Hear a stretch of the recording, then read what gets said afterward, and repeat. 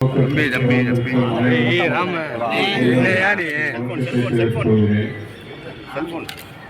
மத்திய தொகுதியை பொறுத்தவரைக்கும் 2016 தொடர்ந்து திமுகவுடைய கோட்டையாகவும் திமுக தோழமை கட்சிகளுடைய கோட்டையாகவும் இருந்து கொண்டே இருக்கிறது. 2016 இந்த கூட்டணி இல்லாத சூழ்நிலையிலும் மதுரை மாவட்டத்திலேயே 2 இடத்தில் நாம் கழகம் வெற்றி பெற்றது. இது ஒரு இடம். அதற்கு பிறகு இந்த கூட்டணி அமைந்த பிறகு 2019 தேர்தல், 21 தேர்தல், 22 உள்ளாட்சி தேர்தல் அனைத்திலும் மதுரை மாவட்டத்திலேயே முதல் இடம் பெற்ற தொகுதி மதுரை மத்திய தொகுதி. அது உங்களுடைய உழைப்பினால், உங்களுடைய பணியினால். எனவே இந்த ஆண்டும் கூடுதலாக நம்ம தோழமை கட்சியாக மக்கள் நீதி மையம் சென்ற தேர்தலில் 10% வாக்கு வாங்க மக்கள் நீதி மையம் நம்மளிடம் இருப்பதனாலும் இதுவரைக்கும் நாம் வைத்திருக்கிற ரெக்கார்டை 16, 19, 21, 22 என்று வைத்திருக்கிற ரெக்கார்டை இந்த ஆண்டு அதையும் தாண்டி மீண்டும் முதலிடத்தில் புது ரெக்கார்டோடு வெற்றி பெற வேண்டும் என்று நான் கேட்டுக்கொள்கிறேன். ஏனென்றால் சாதாரண தேர்தல் இல்லை இது. ஏற்கனவே ஒரு தலைமுறையுடைய எதிர்காலத்தை சீர்குலைக்கும் வகையில் இந்த 10 ஆண்டு ஆட்சி நடந்திருக்கு.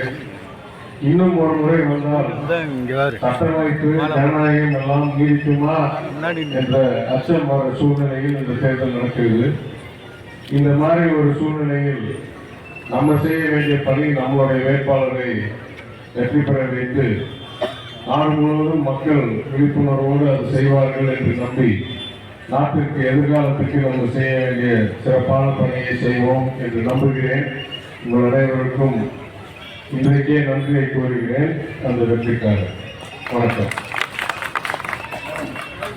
காலத்தில் அருகிலிருந்து கூட்டணி கட்சியுடைய தலைவர்களையும் வல்லவர்களையும் அழைத்து நமது வெற்றி வேட்பாளர்களுக்கு இப்போது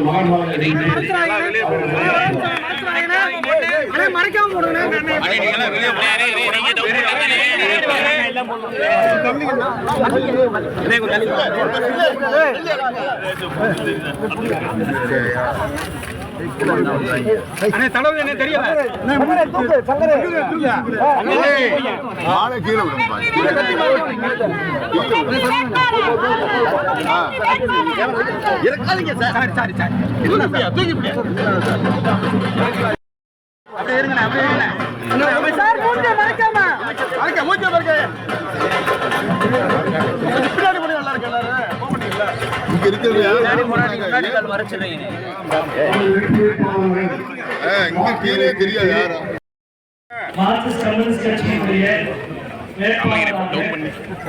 மதுரை மக்களவை தொகுதியில்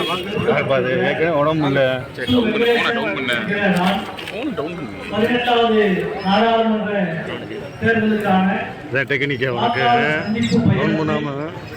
இப்பொழுது துவங்குகிறோம். இந்த நிகழ்வுக்கு தலைமையேற்றிருக்கின்ற திராவிட முன்னேற்ற கழகத்தின் மதுரை மாநகர் மாவட்ட செயலாளரும்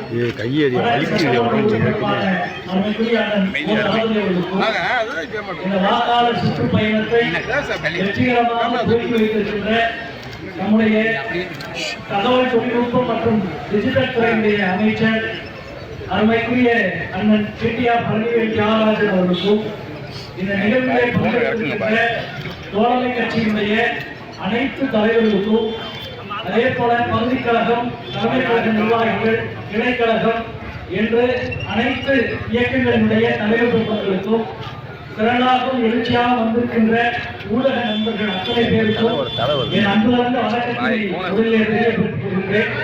வணக்கம் போல வைகையை வணங்கி இந்த வாக்காளர் சேகரிப்பு சுற்றுப்பயணத்தை நாங்கள் துவக்குகிறோம். வைகை என்ற ஒரு நதி இங்கே அமைந்ததால் தான் அந்த நதியின் கரையில் ஒரு நகரம் அமைந்தது. அந்த நகரத்திலே ஒரு நாகரிகம் உருவானது. தமிழ் நாகரிகத்தின் தாய்மொழியான மதுரையை வைகையை வணங்கி துவங்குவது எங்களது சமயச்சார்பற்ற இயற்கையை நேசிக்கிற, வளர்ச்சியை நேசிக்கிற அரசியலினுடைய குறியீடு. அந்த வகையில் இங்கே நம்முடைய அருமைக்குரிய அண்ணன்கள் குறிப்பிட்டதை போல இந்த தேர்தல் இந்தியாவுடைய அரசமைப்பை, இந்தியாவுடைய ஜனநாயக அமைப்பை காப்பாற்றுகிற தேர்தல். எனவே தான் பாசிச பாஜகவை வீழ்த்தி இந்தியா கூட்டணியை வெற்றி பெற நம்முடைய தமிழகத்துடைய முதல்வர் தளபதியார் அவர்கள் தலைமையில் உருவாக்கப்பட்டிருக்கிற இந்த வெற்றி கூட்டணி தொடர்ந்து இந்தியாவினுடைய தமிழகத்துடைய அனைத்து தொகுதியும் வெற்றி பெறும். மதுரையில் மகத்தான வெற்றி பெறும். கடந்த ஆண்டுகால சாதனைகளை சொல்லி செய்ய போகிற திட்டங்களை சொல்லி நாங்கள் வாக்கு கேட்போம். மதுரையின் மனசாட்சியாக, மதுரையினுடைய வளர்ச்சியின் குறியீடாக இந்தியா கூட்டணிக்கு நீங்கள் அத்தனை பேரும் அறிவால் சுத்திய நட்சத்திர சின்னத்தில் வாக்களிக்க வேண்டும் என்று அன்போடு கேட்டு இந்த பயணத்தை துவக்குகின்றோம். நன்றி, வணக்கம்.